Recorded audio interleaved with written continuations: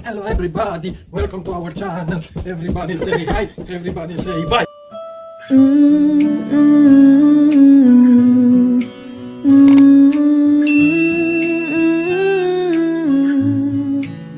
Can I call you baby? Hi guys, good morning, good afternoon, good evening sa inyong tanan. Kamusta mong tanan mga ka-lovable? It's been a long time na hindi tayo nagkita-kita, di ba? Today is another day. Wala na naman tayong ibang magawa dito. Actually, kakagising ko lang mga ka-lovable. Si Mr. tulog pa kasi late na siya natulog kagabi. Tapos ako kakagising ko lang. Nagutom din ako at saka nagluluto ako mga ka-lovable ng carbonara sauce kasi kahapon mga ka-lovable nagluto si Mr. ng pasta spaghetti, kaya lang yung sauce niya ay na short, so ang dami pa naming pasta pero wala na kaming spaghetti sauce. Tsaka hindi din ako makagawa ng another na spaghetti sauce kasi ubos na yung namin, yung bolognese pasta, yung para sa spaghetti sauce, yung parang tomato sauce niya wala na. So sabi ko na lang ako, gagawa ko ng carbonara sauce, which is meron naman kaming butter, meron naman, yung wala lang kami is yung heavy cream, pero nilagyan ko na lang siya ng yung evap na lang tapos konting cornstarch para lumapot yung sauce. So yun, nagluluto pa ako mga kalababol, inaantay ko pa yung manok maluto. Ayan, so kahapon pala mga kalababol, pumunta pala kami ng London. Doon kami nag-walking, kaya lang hindi na ako nakapag-vlog kasi yung phone natin mga ka-lovable, gamit na gamit siya kahapon kasi yung phone, hindi kasi siya hindi kami ready na pupunta kami ng London kasi hapon, ang ganda ng weather, tapos nag-usap-usap lang kami na mag-walking kami ng mga kasamahan ni Mr. yung mga kaibigan niya dito sa bahay.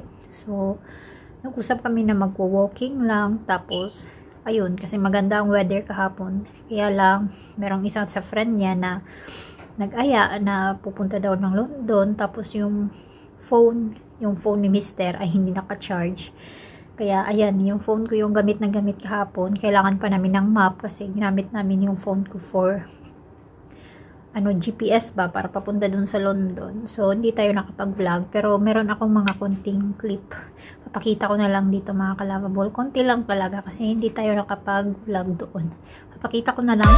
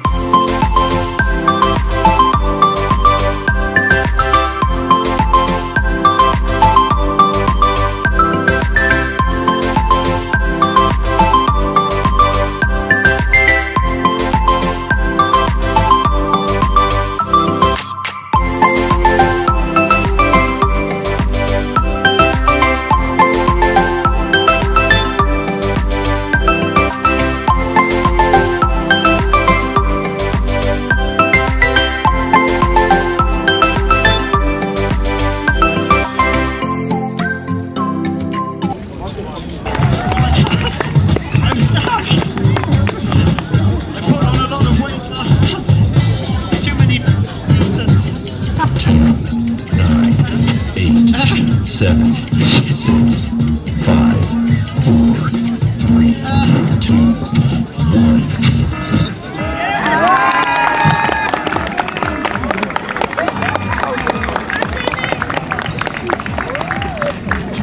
a lot, guys. You're a really lovely audience, and oh my god, they're leaving, guys. I just say one thing: I don't chase anyone. I'm not going to hassle you, but I just say it really breaks our hearts when people sneak away like that. But we don't chase anyone. I'm just going to stand here.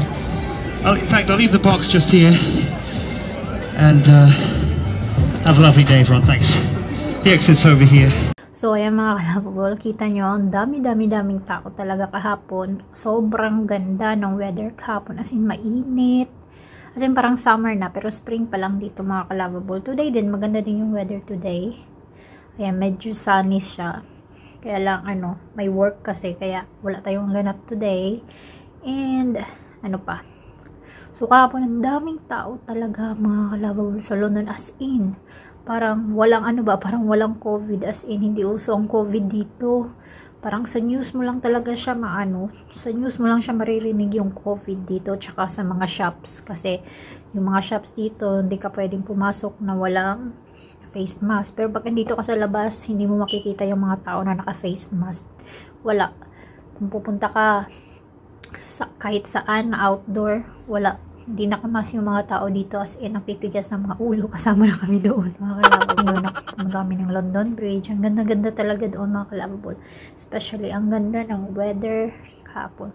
So wait lang mga kalabol, check muna natin ang check ko muna yung ating manok kung naluto na ba. Balikan ko lang kayo maya. Okay, bye bye. So ayan, nandito tayo ngayon sa labas. Katatapos ko lang magdilig ng mga tinanim ni Mister na mga binili naming mga bulaklak. Ayan, diniligan ko siya kasi baka mamatay. Ito yun.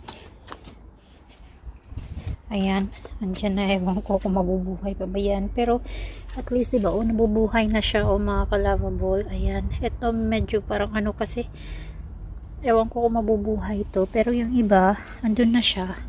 Ayan mga kalabol, ganito siya nung binili namin, pero pag tumubo na siya, ganito yung niya, mga bulaklak niya. So ayan yan, sinisir nagtanim yan. Tapos meron na din doon, at saka ayan, tingnan nyo mga kalabol, ang ganda. Ito, nag-bloom na yung petals niya. Ayan.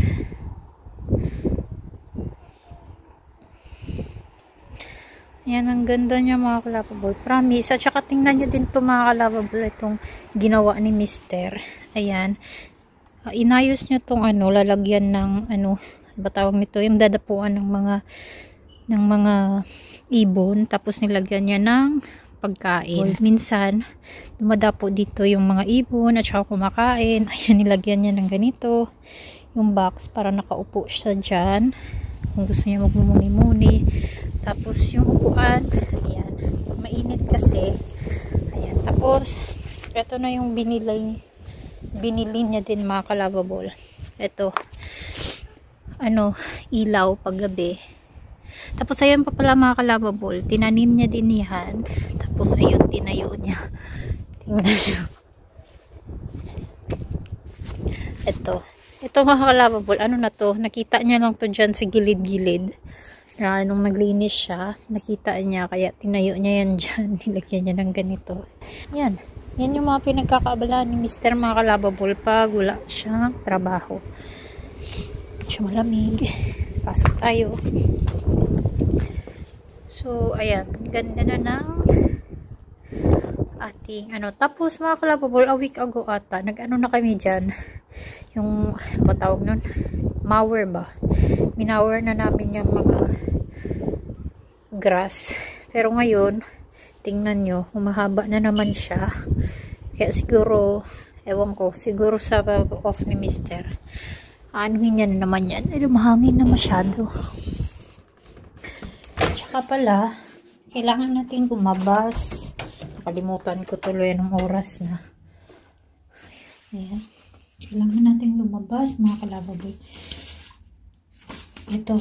Kasi kanina may natanggap tayong mail. Lang natin papakita yung full address. Nakalagay dyan, 120 Wadon Way. Pero, dito, ang address namin mga kalabol, ay yung number ng bahay namin mga kalabol ay 122. Kaya nagkamali ito ng bigay, pati ito din. So kapitbahay lang din naman namin. Hahatid ko na lang yan siya. Nakalimutan ko anong oras na ba. Alas 7 na mga kalabol. Alas 7 na pero tirik pa masyado yung araw. Chichinelas lang tayo. Saan ang 120.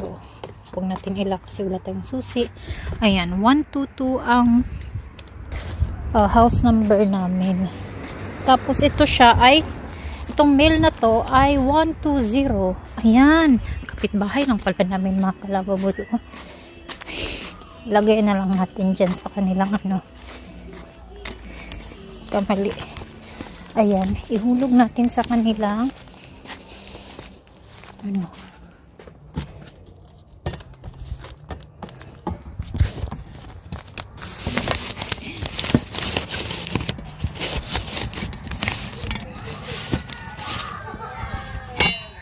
Ayan, nahulog na natin. Ayun na siya mga kalababol. Nahulog na natin siya. Kapitbahay lang pala natin. Ito yung bahay namin. Then, yan lang pala. Yun lang pala.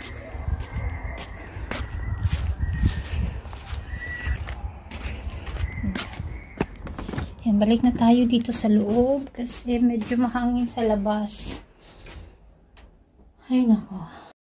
Ay, mga kalababol. Ako ngayon, inaantay ko. May in-order kasi ako ngayon sa Amazon. Tapos, nung ano ko, yan, nakalagay na out for delivery, arriving today by 10 p.m. Pero, ay, on the way na siya. One stop away na lang siya. Ito yung map. Malalaman natin kung saan na siya banda. So, one stop away. Ayan. At dito, itong red na to ay yung bahay namin. Itong red dito. Sa Watton Way. Tapos, ayan. Andito na siya. Banda. So, malapit na lang siya natin. Gumagalaw. You're the next stop. Ayan. You're the next stop. Ayan na siya mga kalababol. Malapit na siya sa bahay. Andito na nga ata siya sa bahay. Wait lang. Tingnan natin may dadating yan. Antayin natin kumatok.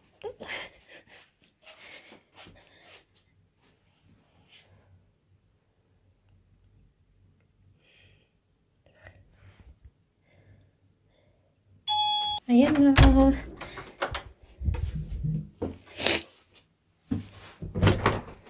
Aysah? Yeah. Thank you so much. Kanina ko pa talaga to inaantay mga kalababol kasi gusto kong gumawa ng lemon juice. Pero nahihirapan kasi ako gumawa ng lemon juice kasi nasasayangan ako pag hindi siya na-press lahat. So, lemon squeezer. Binili ko siya mga kalababol sa Amazon kasi walang time ngayon kasi panay ang work. Walang time lumabas. Kaya Amazon na lang tayo.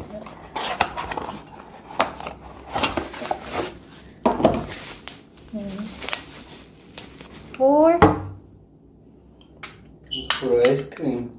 No. Of course not. For squeezer, for lemon. Now you put the lemon here and you press it so much so the juice will come out. You don't have power to press. Huh? You don't have power to press the No, lemon. no.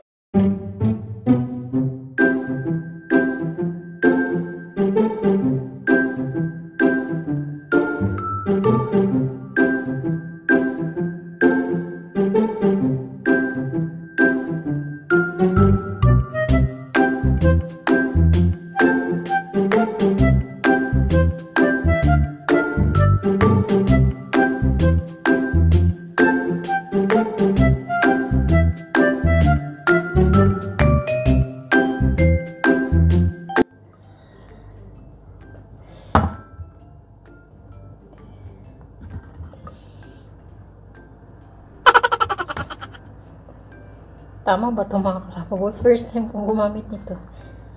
Ay. Fairness.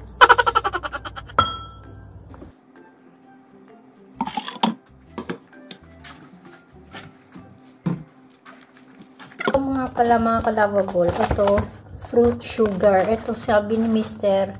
healthy daw ito siya na sugar. Parang ano, honey.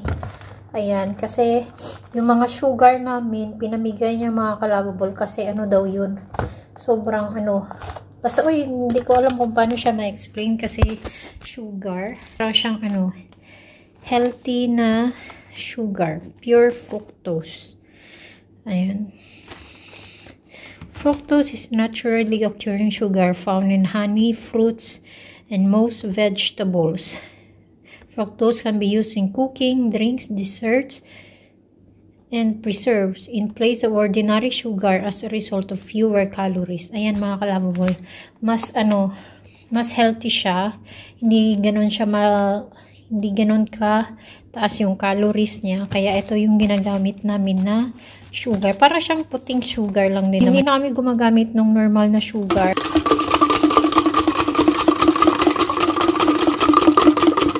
Dinadumihan ko talaga mga kalababol yung ice niya. Kasi napaka-refreshing pag masyado siyang malamig. Ganon din, di ba mga kalababol, pag bumibili ka sa mall, di ba halos puno yung ice. Ang sarap kasi niya. Refreshing siya masyado.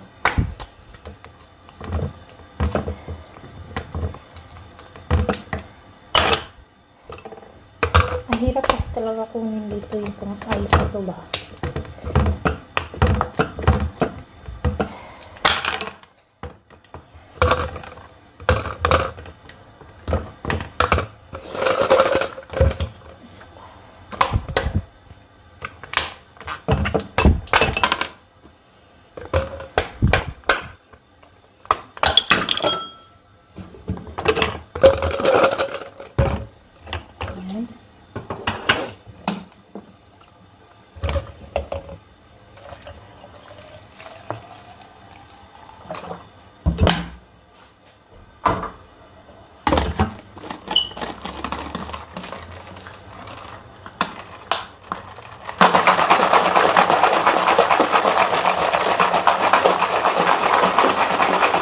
Yan, try natin.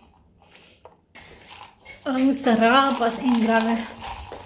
Instead na magso-soft drinks kayo mga kalababol, instead na bibili kayo ng mga powdered juice dyan mga kalababol, gumawa na lang kayo ng ganito, isang lemon, tapos asukal lang, ice, yun na, chokes na. Ito, binibenta to sa mall, diba? Ganito lang din, ano lang, ice lang, at saka sugar or honey. I mean, isang lemon lang, tapos sugar or honey, tapos tubig. Yun lang mga kalababol, healthy pa. So, ito talaga yung lagi kong iniinom now. Medyo nag-quit na tayo mga kalababol sa soft drinks kasi ayan, ayaw ni Mister laging nagso-soft drinks. Kaya ito na. Kasi, syempre diba, pag nagso-soft drinks tayo, nare-refresh tayo. Pero ito mga kalababol, try nyo. Magkano tong isang ganito sa mall, di mga kalababol? 60 pesos ata yung medium. Yung ganyan. So, ayan. Sarap talaga siya. Ayan, so kakain ako muna. So, ayan na mga kalababol. Siguro, i-ano natin tong ating vlog na to kasi wala mga kalababol. Tapos na naman tayo lahat. Siguro, magpapahinga na lang muna ako. Ihiga, magpapahinga na lang muna ako mga kalababol. See you in my next vlog. And thank you for always supporting us. And sa mga hindi pa po nakapag-subscribe, please do subscribe po. At click nyo na din po yung notification bell para ma-update kayo kung meron kami mga bagong video. Thank you so much, everyone. And see you in our next video.